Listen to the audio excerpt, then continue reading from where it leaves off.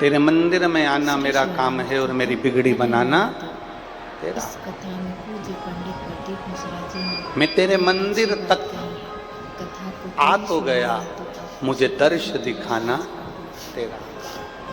हम उसकी चौखट तक आ भी गए, हम उसके दरवाजे तक पहुंच भी गए, हम उसके द्वार तक आ भी गए, पर दर्श दिखाने की जवाबदारी, बुलाने की जवाबदारी, पहुंचाने की जवाबदारी सब उसकी।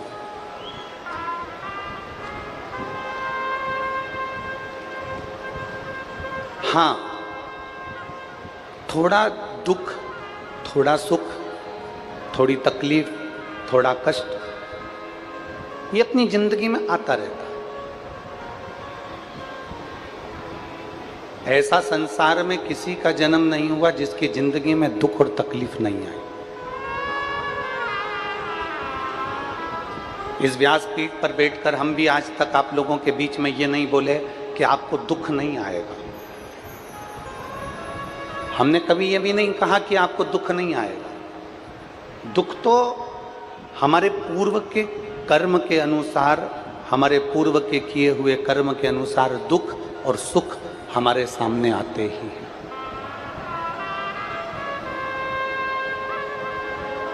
हमारे पूर्व के किए हुए कर्म के अनुसार हमारे जीवन में दुख सुख तो हमारे सम्मुख में आते हैं। पर इतना जरूर है, हमने इस व्यासपीठ से आज तक नहीं कहा कि तुम्हारी जिंदगी में दुख नहीं आएगा या तकलीफ नहीं आएगी या कष्ट नहीं आएगा। इतना जरूर कहा कि आपकी जिंदगी में अगर दुख भी आ गया, तकलीफ भी आ गई, कष्ट भी आ गया, अगर आप एक लोटा जल देवाधिदेव महादेव को चढ़ाते रहे तो वो दुख का तुम्हें भान नहीं होगा, वो कष्ट का तुम्हें भान नहीं होगा, वो तकलीफ का तुम्हें भान नहीं होगा। आपके जीवन में आपको वो दुख कब आएगा, कब चले जाएगा, कष्ट कब आएगा, कब चले जाएगा, कब तकलीफ आएगी, कब चली जाएगी, आपको भान नहीं होगा।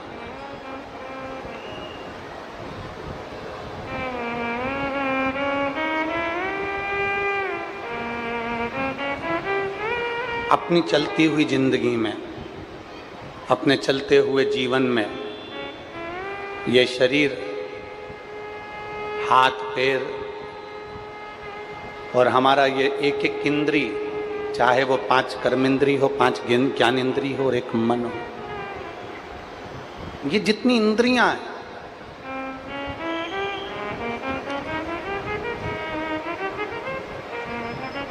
जिंदगी में कभी ना कभी, बहुत लंबी जीवन है, बहुत लंबा जीवन है, उस जीवन में कभी ना कभी तकलीफ जरूर आती है, कष्ट जरूर आता है। पर उस कष्ट में, उस तकलीफ में भगवान देवाधिदेव महादेव की अविरल भक्ति को जो धारण कर लेता है, जो शिव तत्व को अपने भीतर उतार लेता है, उसकी जिंदगी में कब तकलीफ आकर चली जाती है, कब दुख आकर चले जाता है, मालूम नहीं पड़ता है। आप कथा सुनने के लिए बैठे हो, आपका मन मान लो कथा में लग गया, आपका चित्त मान लो कथा में लग गया। पड़ोसन क्या बोल रही है, पड़ोसी क्या बोल रहा है, कार्यकर्ता क्या बोल रहे हैं, गार्ड क्या बोल रहे हैं, आपका ध्यान उस पर नहीं जाएगा। ध्यान किसका जाता है? जिसका मन कथा में नहीं लगा, जिसका चित्त कथा में नहीं लगा, जिसका मन भगवान की ओर आसक्त हो गया, जिसका मन मेरे भगवान ओघड़दानी के प्रति समर्पित हो गया, जिसका चित्त भगवान की ओर आसक्त हो जाता है, फिर उसको पास वाला क्या बोल रहा है, पड़ोसी क्या बोल रहा है, रिश्तेदार क्या बोल रहा है, नातेदार क्या बोल रहा है, कुटुंब वाला क्या बोल रहा है, उसके स्मरण में नहीं रहता। एक बार यदि आपका मन, एक बार आपका चित्त, एक बार आपका वृत्ति, एक बार आपका दिल, एक बार आपका बुद्धि, एक बार आपका चित्त अगर परमात्मा में लग गया, एक बार आपका मन यदि भगवान में लग गया, फिर दुनिया क्या कह रही है, दुनिया क्या बोल रही है, आपको उससे मतलब नहीं। मीराबाई का चरित्र कहता है, जहर का प्याला मीराबाई के सामने लाकर रख दिया, कोई दूसरे भेजने वाले नहीं थे, खुद के परिवार वालों ने जहर का प्याला भेज दिया। सांप का पिटारा लाकर रख दिया, कोई दूसरे भेजने वाले नहीं थे, सांप का पिटारा परिवार वालों ने भेज दिया। शेर के सामने ले जाकर खड़ा कर दिया जंगल में, किसी दूसरे ने नहीं भेजा था, रिश्तेदारों ने भेजा था। पर मीराबाई का ध्यान शेर पर नहीं गया, मीराबाई का ध्यान जहर पर नहीं गया, मीराबाई का ध्यान सांप पर नहीं गया। मीरा तो भगवान गिरधर गोपाला के, मेरे ठाकुर के, मेरे कृष्ण के, मेरे कलुआ के, मेरे कृष्ण के भक्ति में ऐसी डूबी रही मीराबाई, ऐसी डूबी रही, ऐसी डूबी रही कि कब जहर अमृत बन गया, कब सांप माला बन गया और कब सिंह पास में से आकर निकल गया, ये मीरा को भी नहीं मालूम पड़ गया।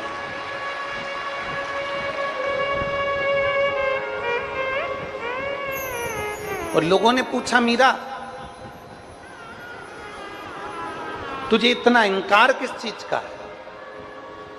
मीराबाई कहती है, इसको अहंकार नहीं कहते, इसको अभिमत्ता कहते हैं।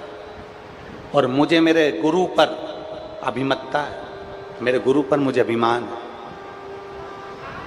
और मुझे एक बड़ो रे अभिमान, गुरु मेरो समरथ है, समरथ है, गुरु अमरथ है, समरथ है, गुरु अमरत है। और मेरो क्या तो करेगो यमराज के गुरु मेरो समरथ है, मेरो क्या तो करेगो यमराज जब गुरु मेरो समरथ है। तुझे अभिमान किस चीज का? मीराबाई कहती है, मुझे अभिमत्ता मेरे गुरु की है, क्योंकि मेरे गुरु ने जो ज्ञान दिया, मेरे गुरुजी ने जो मुझे धीरज दिया, मेरे गुरुजी ने जो मुझे सहनशीलता दी, मेरे गुरुजी ने जो नम्रता दी, मेरे गुरुजी ने मुझे एक अखंड भगवान की भक्ति दी है। और उसने कह दिया गुरुजी ने कि कहीं भी क्रोध नहीं करना, कहीं अपशब्द नहीं कहना, कहीं किसी पर अपशब्दों का बौछार न करिएगा। गुरु ने, मीराबाई कहती है, मुझे नम्रता दी है, गुरुजी ने मुझे सहनशीलता दी है, मेरे गुरुजी ने मुझे बहुत कुछ दिया और उसमें अखंड भगवान गिरधर गोपाला का जाप भी दे दिया। ये मेरे गुरु ने दिया।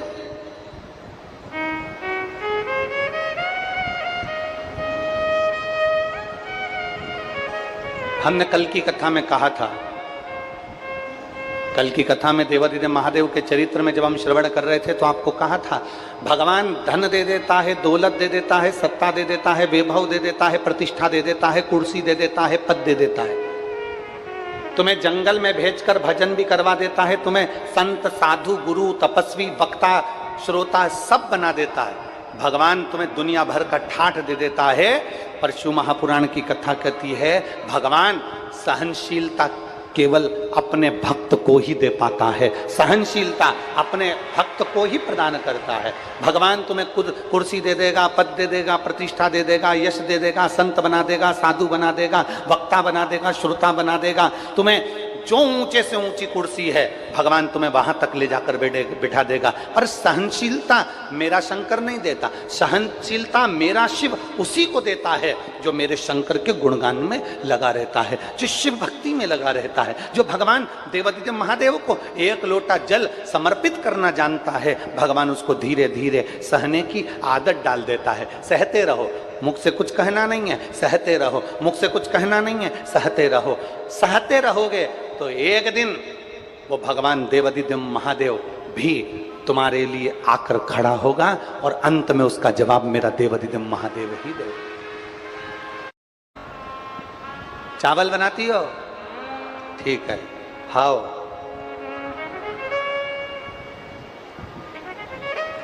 चलो बताओ जल्दी से कैसे बनाती हो? दाल बनाने के लिए सबसे पहले क्या करना पड़ता है? जम के बोलते जाओ जल्दी से। दाल लेना पड़ती है, फिर पानी में डायरेक्ट डाल देते हैं? नहीं, पहले क्या करते हैं? उसको धोते हैं।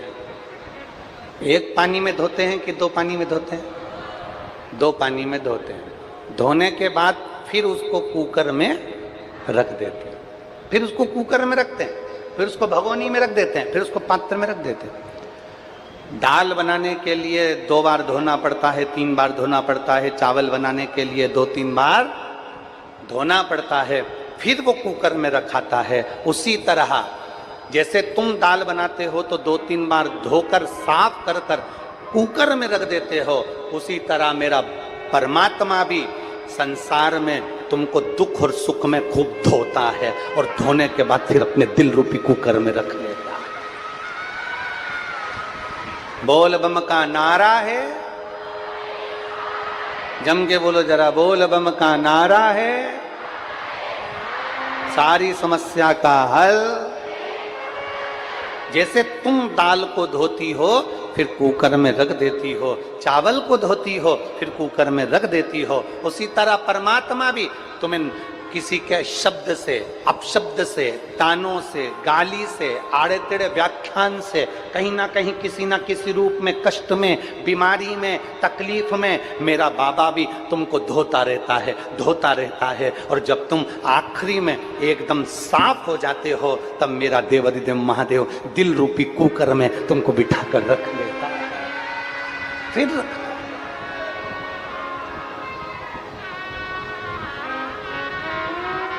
और शंभु शरणे पड़ी मांगू घड़ी रे घड़ी, दुख काटो दया करीन दर्शन।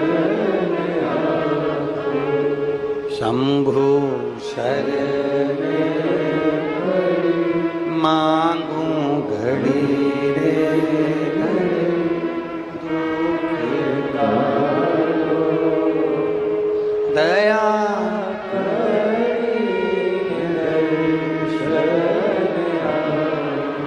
परमात्मा भी धोने का काम करता है, परमात्मा भी साफ करने का काम करता है। आप कितने क्लीन हुए, आप कितने साफ हुए। भगवान शरीर से कभी तुम्हें स्वीकार नहीं करता।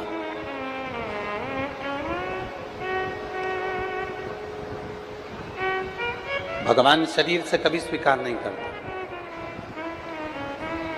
तुम सोचो कि तुम बड़े सुंदर दिख रहे हो तो भगवान मुझे जल्दी स्वीकार करेगा।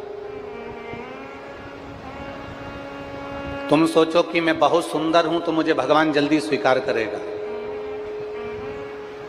तुम सोचो कि मैं ज्यादा विद्वान हूं, मुझे भगवान जल्दी स्वीकार करेगा। तुम सोचो कि मेरे पास में पद और कुर्सी है तो भगवान मुझे जल्दी स्वीकार करेगा। पद, प्रतिष्ठा, पैसा, पहचान तुम्हें मंदिर में जल्दी दर्शन करा सकती है। पद, प्रतिष्ठा, पैसा और पहचान तुम्हें मंदिर में जल्दी दर्शन करा सकते हैं। तुम्हें भगवान के मंदिर में जल्दी दर्शन मिल सकता है। पद, प्रतिष्ठा, पैसा और पहचान ये तुम्हें मंदिर में जल्दी दर्शन करा सकते हैं, ये तुमको आगे ले जाकर बिठा सकते हैं, ये तुमको भगवान के मंदिर में जल्दी पहुंचा सकते हैं। और ईमानदारी की बात शिव पुराण की कथा कहती है कि पद, प्रतिष्ठा, पैसा और पहचान तुम्हें परम धाम तक नहीं पहुंचा सकते। परम धाम तक तो तुम्हारी अविरल भक्ति,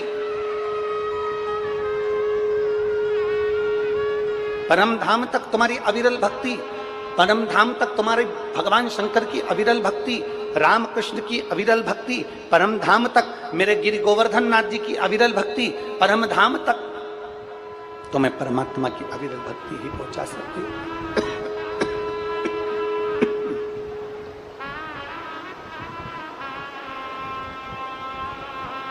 परम धाम तक तुम्हें केवल परमात्मा की अविरल भक्ति पहुंचा सकती है, इसके सिवाय कोई नहीं पहुंचा सकता, कोई नहीं।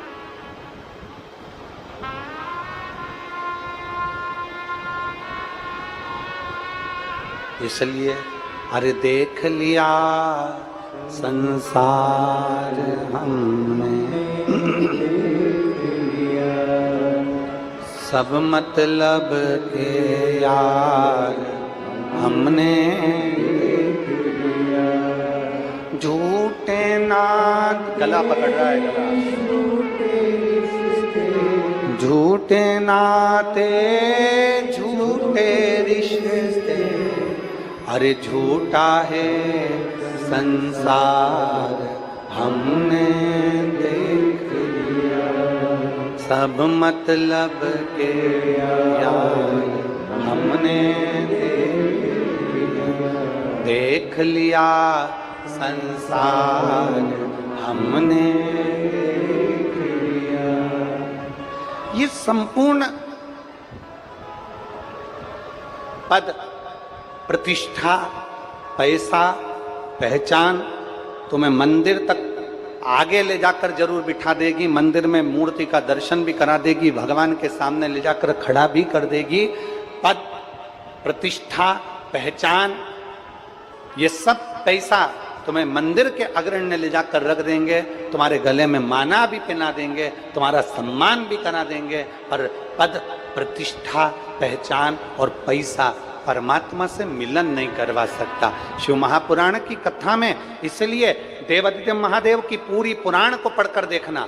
गीता प्रेस गोरखपुर की शिव महापुराण बाजार से ले आओ, और बाजार से लेने के बाद गीता प्रेस गोरखपुर की शिव महापुराण को पढ़कर देखो। उस पुराण में लिखा हुआ है शंकर भगवान को कोई पैसे वाली चीज नहीं चढ़ी, शिव जी को चढ़ी तो केवल जल चढ़ा, शहद चढ़ा, दही चढ़ा, दूध चढ़ा, पंचामृत सामग्री चढ़ी, भगवान शंकर को बेलपत्र चढ़ी, भगवान शंकर को कनेर का पुष्प चढ़ा, भगवान शंकर को साधारण पुष्प चढ़ा, शिव जी को साधारण से साधारण चीजें जो कि बिना पैसे के आपको मिल सकती। अपने घर में वृक्ष लगा लो, बेलपत्र मिल जाएगी, अपने घर में पौधा लगा लो, फूल मिल जाएगा, अपने घर में गौ माता को पाल लो, दूध मिल जाएगा, अपने घर में गौ माता को रख लो, दही मिल जाएगा, अपने घर में जल भी है, अपने घर में बेलपत्र भी है, अपने घर में दूध भी है, अपने घर में बेलपत्र, पुष्प सब अपने घर में। शंकर जी की सेवा में, शिव जी की पूजन में पैसे का कोई काम नहीं है, धन का कोई काम नहीं है। शिव जी की पूजन में अगर चाहिए तो केवल तुम्हारा मन चाहिए। जितने दिल से तुम शिव को भजोगे उतनी जल्दी तुम्हें शंकर मिलेगा। शिव को धन की जरूरत नहीं है। मेरे भोलेनाथ जी को अगर धन की जरूरत होती तो बैकुंठ में निवास करते, मेरे भोलेनाथ जी को धन की जरूरत होती तो ब्रह्मलोक में निवास करते, मेरे भोलेनाथ जी को धन की जरूरत होती तो इंद्रलोक पर निवास करते, मेरे भोलेनाथ जी को जरूरत होती तो सोने की लंका में निवास करते, मेरे भोलेनाथ जी को धन की जरूरत होती तो कुबेर के सिंहासन पर मेरे भोलेनाथ बैठे हुए होते। पर मेरे भोलेनाथ धन के लिए नहीं, कोई आया लंकाधिपति रावण जैसा आता है जिसको सोने की लंका दे देते हैं, चोर चोरी करने मंदिर में आता है उसको कुबेर का सिंहासन दे देते हैं। भगवान जो मेरे शिव जी के पास में आता है भगवान उसको उठाकर अंबारियां, धन, दौलत, संपदा सब कुछ दे देते हैं। और मेरे देवादिदेव महादेव कैलाश पर जहां ना मकान है, ना घर है, ना कोई कंदरा है, ना कुछ है, ना वहां पर कुछ भोजन का है, ना वहां पर कुछ रहने का है, ऐसे कैलाश पर दुनिया के लोगों का भंडार भरकर मेरा कुबेर भंडारी तो कैलाश पर निवास कर लेता है। उसको धन की जरूरत नहीं, उसको वैभव की जरूरत नहीं, उसको सत्ता की जरूरत नहीं, उसको सामग्री की जरूरत नहीं, उसको तो दिल की जरूरत है। जिस दिन तुम मेरे ओघड़दानी को दिल से पुकारोगे, जिस दिन ओघड़दानी को दिल से तुम पुकार लोगे, जिस दिन हृदय को पवित्र बनाकर एक लोटा जल लेकर शंकर जी को चढ़ाने के लिए पहुंच जाओगे, उस दिन मेरा ओघड़दानी तुम्हारी झोली भर जरूर देगा, ये निश्चित है।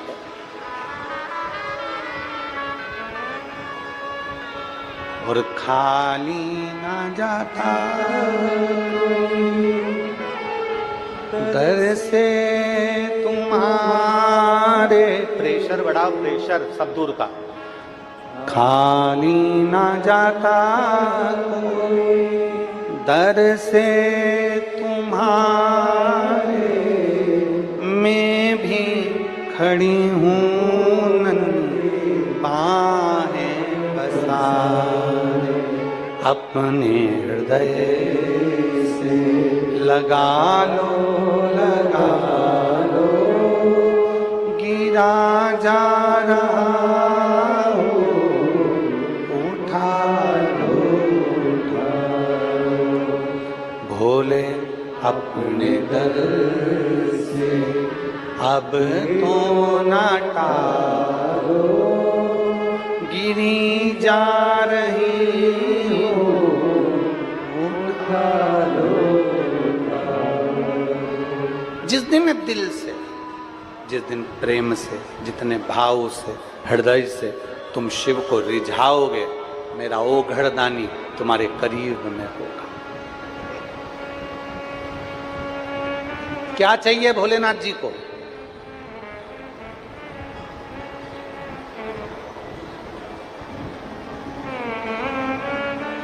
सोने का मुकुट? अरे जम के बोलो जरा। नहीं। सोने चांदी के कड़े? नहीं। हीरे जड़े हुए हार? नहीं।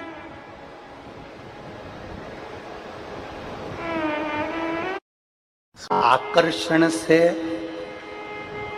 शिव कभी नहीं मिलते। शिव मिलते हैं समर्पण से। आकर्षण से शिव नहीं मिलेंगे। आप दुनिया का कितना भी दिखावा कर लो, आप दुनिया का कितना भी आडंबर कर लो, उससे मेरे शंकर नहीं मिलेंगे। मेरा शिव मिलता ही नहीं।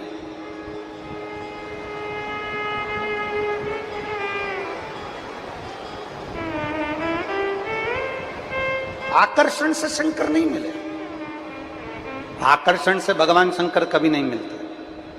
भगवान को रिझाने के लिए आकर्षण नहीं, समर्पण की जरूरत होती है।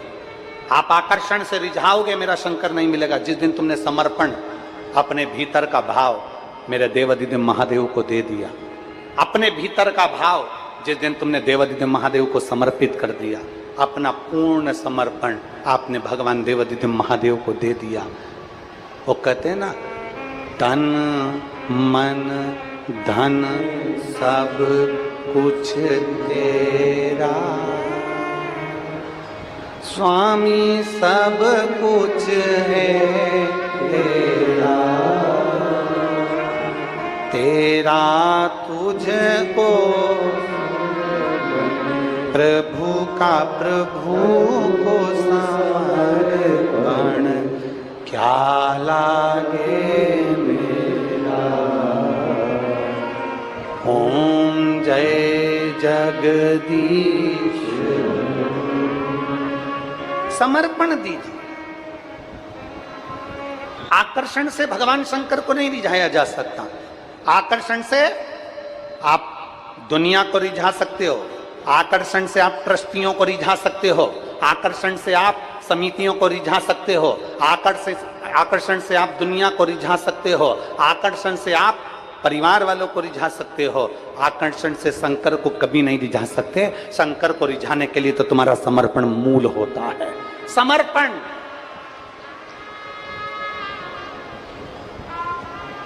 बाबा बैद्यनाथ जी के धाम में कौन कौन गया है? बाबा धाम हाथ उठाओ जरा। बाबा धाम झारखंड की पवित्र भूमि पर कावड़ चढ़ाने कभी गए हो? सुल्तानपुर से कावड़ लेकर? बहुत बहुत साधुवाद है, आपको प्रणाम करता हूँ जो आप इतना लंबा सुल्तानगंज से लेकर बाबा धाम तक कावड़ लेकर गए, उसके लिए साधुवाद, आपको प्रणाम, नमन।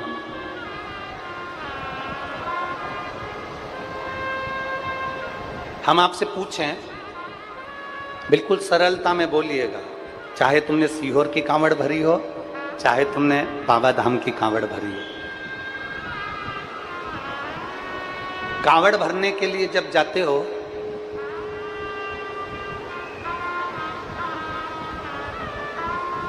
सोने के जेवर पहनकर जाते हो? जम के बोलो। नहीं नहीं। चुन्नी ब्रेस पहन के जाते हो? नहीं। खूब हीरे जवाहरात पहनकर जाते हो? नहीं।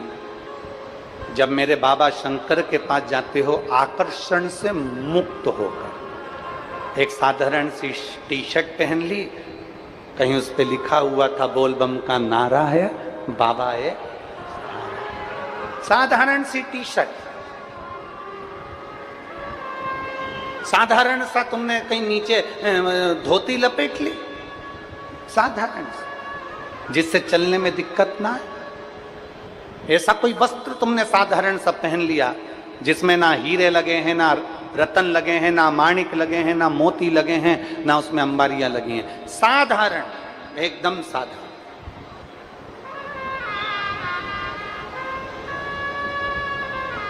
साधारण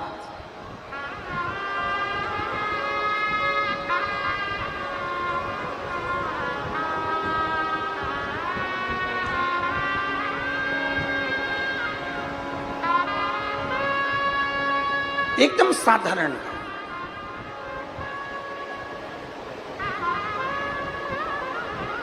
एकदम सहज, उसमें कोई आकर्षण नहीं, कोई आकर्षण, बिना आकर्षण, बिना।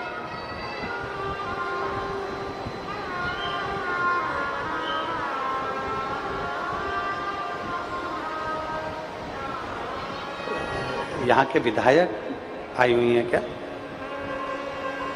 विधायक आई हैं, मैं मंच पर उनको आमंत्रित करता हूं व्यासपीठ का पूजन करने के लिए, पधारे। अगर यहाँ की विधायक महोदय आई हों,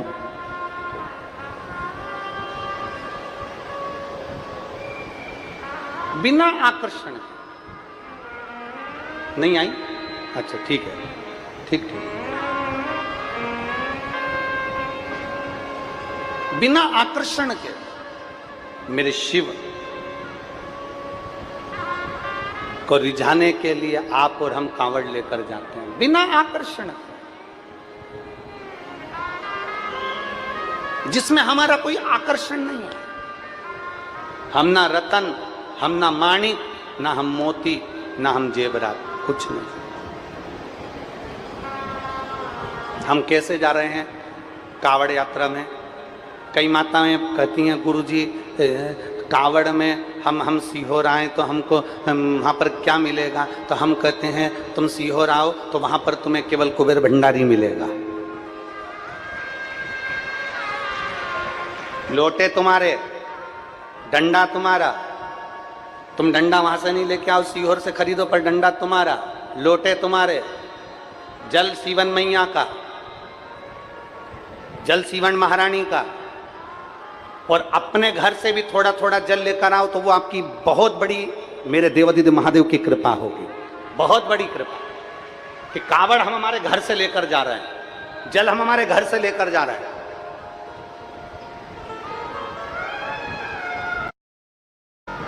और 17 तारीख शनिवार अगस्त के महीने में प्रदोष के दिन सुबह 9 बजे, 8-9 बजे सुबह प्रयास करेंगे कि 8 से 8:30 के बीच में, 9 बजे के बीच में जब ट्रेनें पूरी पहुंच जाती हैं तब कावड़ प्रारंभ हो जाए, और बाबा का नाम लेते लेते आप और हम सब पैदल चलते चलते चलते चलते कुबेरेश्वर बाबा के उस धाम में पहुंचकर कंकर शंकर की शिला पर अपना जल समर्पित करें।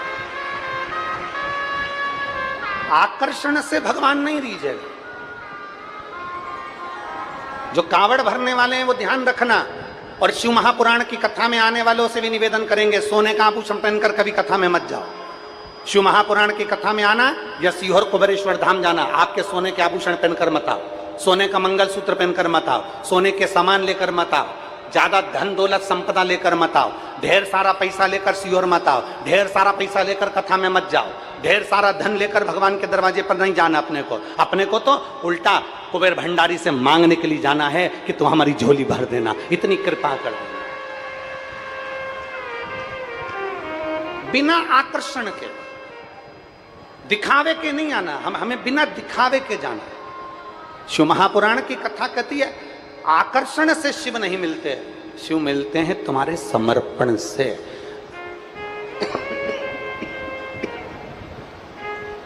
शिव मिलते हैं तुम्हारे समर्पण भाव से। रावण के पास में सोने की लंका है, रावण के पास में सोने का मुकुट है, रावण के पास में धन है, रावण के पास में संपदा है, रावण के पास में सत्ता है, रावण के पास में वैभव है, रावण ने सारे ग्रहों को अपने अनुकूल कर कर रखा था, रावण ने सारी सत्ता को अपने अनुकूल करके रखा था। पर जब रावण कैलाश पर भगवान शंकर का भजन करने के लिए जाता था, जब रावण, आप अपनी पूरी रामचरितमानस को उठाकर देखिए, रावण के पूरे चरित्र को उठाकर देखिए, रावण संहिता को उठाकर देखिए, आपको मिलेगा रावण जब शंकर भगवान की पूजन करने बैठता था तो मुकुट उतार देता था, जेवर उतार देता था, आभूषण उतार देता था, केवल कंधे पर यज्ञोपवीत जो एक ब्राह्मण की निशानी है, कंधे पर यज्ञोपवीत, मस्तक पर त्रिपुंड, द्वादश तिलक, रावण और गले में रुद्राक्ष की माला पहनकर भगवान शंकर के मंदिर में बैठकर शिव की आराधना करता था। रावण के पास में जब सोने का मुकुट था, रावण के पास में जब वैभव था, रावण के पास में जब सत्ता थी, रावण के पास में दुनिया भर की अंबारियां थी, तो रावण वो सब पहनकर क्यों नहीं बैठता था? क्योंकि रावण को मालूम है कि सारे दुनिया के देवताओं को रिझाने के लिए आकर्षण की जरूरत पड़ेगी, पर शंकर को रिझाने के लिए आकर्षण नहीं, शंकर को रिझाने के लिए समर्पण की जरूरत पड़ेगी।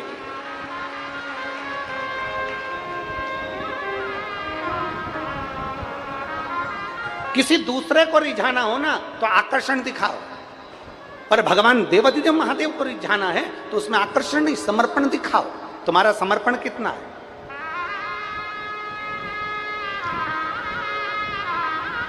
तुम्हारा समर्पण कितना है? तुम कितने समर्पित हो? तुम कितने भगवान के प्रति जागरूक हो? ये तुम्हारे ऊपर निर्भर करता है। तुम्हारा समर्पण का भाव कितना है? ये तुम्हारे ऊपर निर्भर करता है। महाराज, तुम्हारा समर्पण श्रेष्ठ समर्पण। मेरे शिव आकर्षण के भूखे नहीं होते, मेरे शिव समर्पण के भूखे होते हैं। समर्पण। और शंभु शरणे मांगू घड़ी रे दुख काटो, दया करी न दर्शन। पूर्ण समर्पण भगवान को प्रिय है। हमारे बीच में श्री मधुसूदन यादव जी, पूर्व सांसद जी, डॉक्टर सिया राम साहू जी, पूर्व विधायक जी आए हैं। मैं दोनों से निवेदन करता हूं, आप व्यासपीठ का पूजन करने पधारे।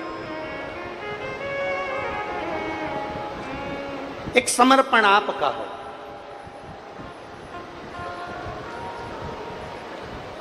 और जब समर्पण आपका होगा तो भगवान शिव की अविरल भक्ति, भगवान शंकर की अविरल भक्ति हमको अवश्य प्राप्त हो, आपके समर्पण के बल पर। और मेरी जीजियों से निवेदन है, मेरे जीजाओं से निवेदन है, जितने मेरी बेटी बेटा यहाँ बैठे हुए हैं उनसे निवेदन है, जितनी मेरी माताएं यहाँ बैठी हुई हैं उनसे निवेदन, और जितने आस्था चैनल पर कथा सुन रहे हैं, जितने फेसबुक यूट्यूब पर कथा सुन रहे हैं, उनसे निवेदन कि भगवान के मंदिर में जाना, दुनिया को रिझाने के लिए मत जाना। भगवान के मंदिर में जाना, दुनिया के दिखावे के लिए मत जाना। भगवान के मंदिर में जाना, कथा में जाना तो दुनिया को दिखाने के लिए नहीं, दुनिया को रिझाने के लिए नहीं। भगवान के मंदिर में जाना तो मेरे भोलेनाथ को पूर्ण समर्पण करने के लिए चले जाना। पूर्ण समर्पण। और जिस दिन हमारा पूर्ण समर्पण होगा, जिस दिन हम समर्पित भाव से कार्य करेंगे, जिस दिन हमारा पूर्ण समर्पण होगा, हमारे देवादिदेव महादेव के प्रति हमारा समर्पण प्रबल होगा, उस दिन सुख का एक आनंद अपने आप समाहित हो जाएगा।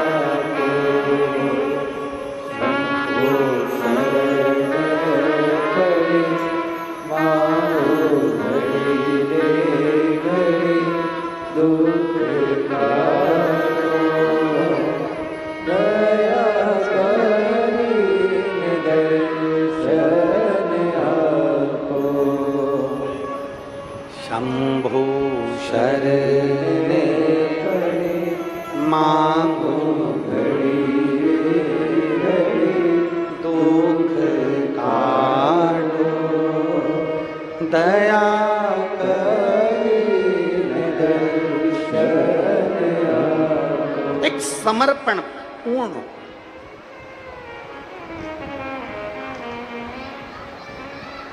दुनिया को रिझाने के लिए आप श्रृंगार करो, मना नहीं, पर मेरे भोले बाबा को रिझाने के लिए ऊपर का श्रृंगार नहीं, मेरे भोले बाबा को रिझाने के लिए भीतर का श्रृंगार करना, आत्मा की शुद्धता करना।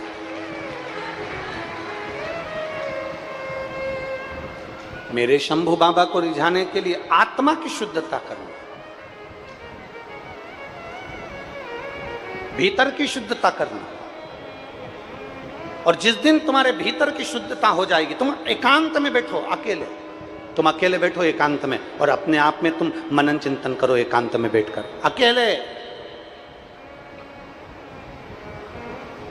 एकांत में बैठकर अपने आप का मनन चिंतन करना कि मैंने किसी का दिल तो नहीं दुखाया, मैंने किसी को अपशब्द तो नहीं कहा, मेरे मुख से किसी के लिए गाली तो नहीं दी, मैंने किसी के हृदय को दुखाने का कार्य तो नहीं करा। आप भगवान का भजन कर रहे हो, एक तरफ भगवत स्मरण कर रहे हो, दूसरी तरफ मुख से अपशब्द कह दो, ताने दे दो या गाली दे दो, याड़ा टेढ़ा कह दो या किसी का दिल दुखा दो, उससे श्रेष्ठता नहीं बनती। मेरे मन की पवित्रता कितनी। अभी ये कथा तो यहाँ पर 18 तारीख से चालू हुई है, 24 तारीख को यहाँ विराम हो जाएगी।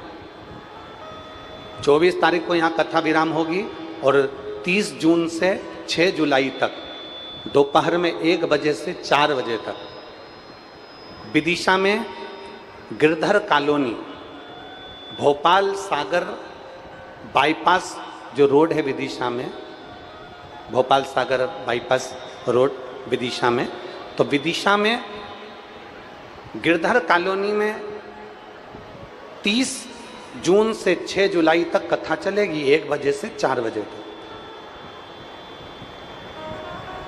उस कथा का नाम हमने दिया है वेत्रवती शिव महापुराण की कथा।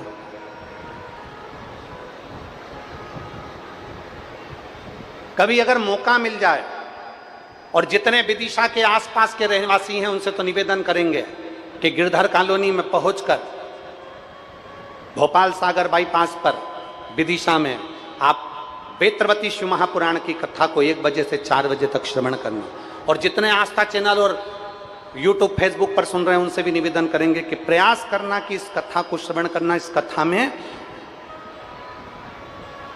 वेत्रवती शिव महापुराण की कथा में ऐसा वेत्रवती, बेतवा नदी का जो उद्गम है उससे लेकर माँ यमुना से मिलन तक के बीच में माँ वेत्रवती ने कितने कितने जीवों का कल्याण करा।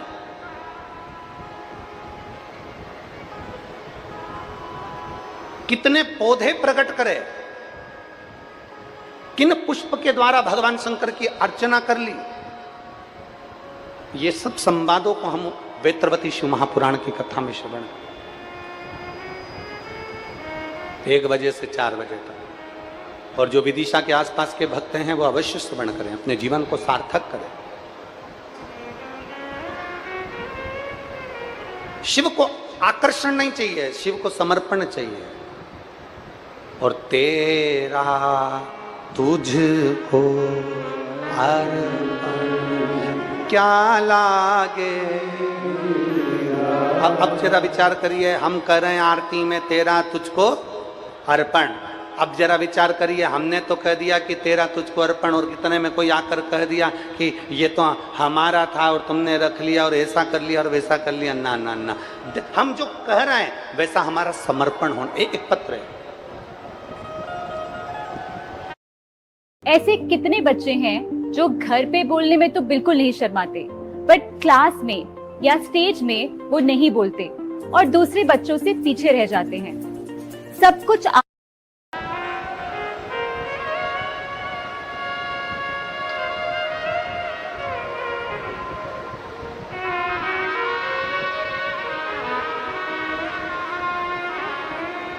मैं ममता श्रीवास, पति श्री राजकुमार श्रीवास। मेरा मोबाइल नंबर ये है, कहीं बैठे हो तो हाथ हिलाइएगा। मैं ममता श्रीवास, पति राजकुमार श्रीवास, कहीं बैठे हैं? बच्चे को लाए हो साथ में? आ जाओ, ले आओ, ले आओ। मैं ममता श्रीवास, पति श्री राजकुमार श्रीवास, मोबाइल नंबर मेरा ये है। चीखली, शांति नगर, राजनंदगांव, छत्तीसगढ़ से आई हूँ। मेरे भोले बाबा का मैं क्या गुणगान करूँ गुरुदेव। मुझे एक पुत्री होने के बाद गर्भ में ठहर रहा था। एक पुत्री होने के बाद मेरा गर्भ नहीं ठहर रहा था। आस पड़ोस तक मायका और ससुराल दोनों पक्ष ने खूब डॉक्टरों को दिखाया, खूब इलाज करवाया, देवी देवता करवाए, पर फल नहीं मिला। मेरा गर्भ 2019 में ठहरा और 28/1/2020 को मुझे पुत्र हुआ। पुत्र होने के बाद वो बेटा होने के बाद वापिस चला गया, मर गया। पुत्र ने जन्म लिया और वो बेटा मर गया। तब हम बड़े दुखी हुए। बेटी के होने के बाद 19 साल बाद तो ये योग लगा था और 19 साल के बाद में फिर बच्चा चले गया। हम दुखी हो गए। तब किसी ने कहा कि एक बार सीहोर चलते हैं, और हमारे परिचितों के साथ हम सीहोर गए और कुबेरेश्वर धाम पर बाबा देवादिदेव महादेव से विनती करी, कंकर शंकर की पूजन करी और वहां से रुद्राक्ष लेकर आ गए। बाबा को विनय कर कर आए कि मेरा बेटा चले गया, मेरी केवल एक बेटी है, 19 साल हो गए, अब तो कुछ भी कर, मेरा बेटा मुझे वापिस दे। बाबा ने ऐसी कृपा करी, 19 वर्ष के बाद मेरे देवादिदेव महादेव ने 25/10/2024 को जैसा मेरा बेटा था, उसको जहां तिल था वैसा की वैसा ही बेटा मेरे बाबा ने फिर मुझे प्रदान किया, 19 वर्ष के। देखिए, एक विश्वास, एक समर्पण जब हमारे भीतर आता है, एक भरोसा जब हमारे भीतर आता है, तो वो विश्वास, वो समर्पण हमें सुख अवश्य देता है, सुख अवश्य देगा। और खाली ना जाता कोई दर से तुम्हारे, खाली ना जाता, प्रेशर बढ़ाओ, प्रेशर, दर से तुम्हारे मैं भी खड़ी हो नंदी बाहें पसारे, अपने हृदय लगा लो, लगा लो, गिरा जा रहा हूँ, उठा लो, भोले अपने दर से अब तो ना टालो, गिरी जा रही हो, उठा लो। शिव महापुराण की कथा कह रही है। आकर्षण से शिव को नहीं रिझाना, समर्पण से शिव को रिझाना। और जितना तुम्हारा समर्पण प्रबल हो जाए, जितने तुम मेरे देवादिदेव महादेव देव के प्रति समर्पित हो जाओ, उतना तुम्हारा जीवन आनंदमय हो जाए। एक पत्र है,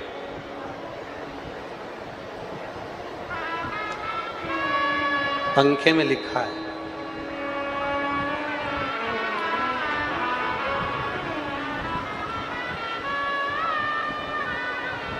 अब जरा पत्र देखिएगा। दुनिया के लोग कहते हैं शिव महापुराण की कथा क्या कहती है। दुनिया के लोग कहते हैं शिव पुराण में क्यों जाते हो, शंकर को जल क्यों चढ़ाते हो, शिव का जल चढ़ा हुआ क्यों पीते हो, बेलपत्र क्यों खाते हो। श्रीमती जगदम्बा जगत पति श्री महासिंह जगत, मेरा नाम है श्रीमती जगदम्बा जगत, पति का नाम है महासिंह जगत, ग्राम हुमरपाली, थाना तहसील बसना, जिला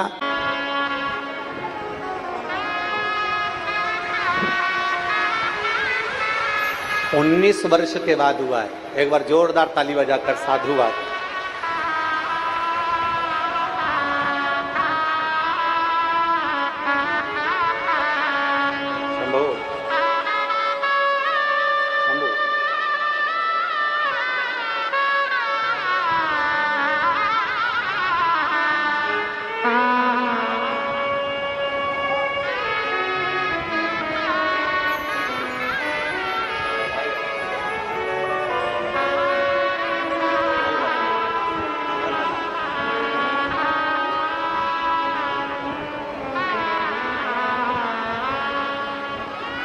पत्र देखिए। श्रीमती जगदम्बा जगत पति श्री महासिंह जगत में ग्राम डूमरपाली थाना तहसील बसना जिला महासमुंद छत्तीसगढ़ की निवासी हूँ। कहीं बैठी हो तो हाथ हिलाइएगा। एक लोटा जल और एक बेलपत्र का क्या महिमा है गुरुजी, मैं क्या बखान करूं। आपकी शिवमहापुराण की कथा ने ना जाने कितने घरों को संवार दिया। मेरे पति 20 साल से शराब का सेवन करते थे, 20 साल से शराब पीते थे। हम सब परेशान हो गए थे। इतना तकलीफ में जिंदगी चल रही थी कि परेशान की जिंदगी चल रही थी। तिल्दा नेवरा में आपकी कथा हुई। मेरी पड़ोसन ने मुझसे कहा था कि कथा के पंडाल में बैठकर जो मांगा जाता है मेरा भोलेनाथ वो देता जरूर है। दिल से अगर कथा के पंडाल में बैठकर तुम मांगोगे तो बाबा देगा। मैंने तिल्दा नेवरा की कथा सुनने के लिए गई, अपने पति को भी ले गई। वहां बैठकर हम दोनों ने कथा सुनी। उनके पास बैठकर मैंने भगवान शंकर से पंडाल में बैठकर कहा, बाबा अगर तू सत्य में कुबेर भंडारी है, हमने सुना है कि कथा शंकर कहता है, कथा शंकर सुनता है और कथा शंकर कराता है, सही में तू शंकर है तो मेरे पति की दारू छुड़वा दे, बस इतनी कृपा कर दे। हमने पशुपतिनाथ का व्रत उसी दिन से चालू कर दिया।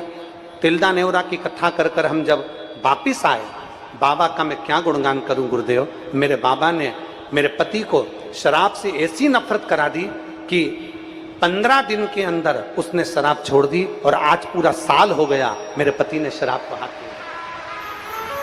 कहीं बैठे हो दोनों, श्रीमती जगदम्बा जगत पति श्री महासिंह जगत ग्राम डूमरीपाली थाना बसना जिला महासमुंद बैठे हो तो आ सकते हैं, व्यासपीठ से बेलपत्र ले जा सकते हैं।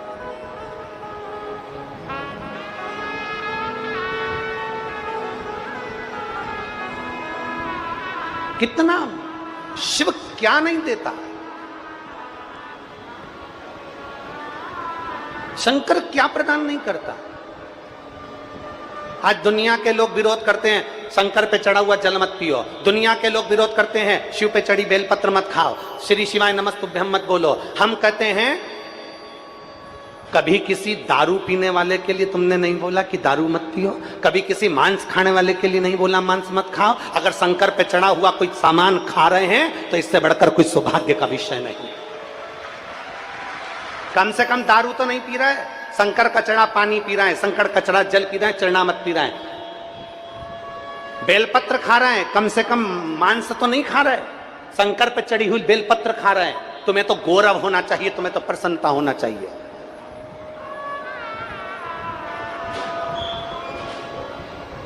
कि किसी हिल स्टेशन पर नहीं जा रहे, किसी मय खाने में नहीं जा रहे, तुम्हें तो प्रसन्नता होना चाहिए कि आज जरा जरा से बच्चे अपना घर छोड़कर एक लोटा जल लेकर स्कूल जाने से पहले महादेव के मंदिर जा रहे हैं,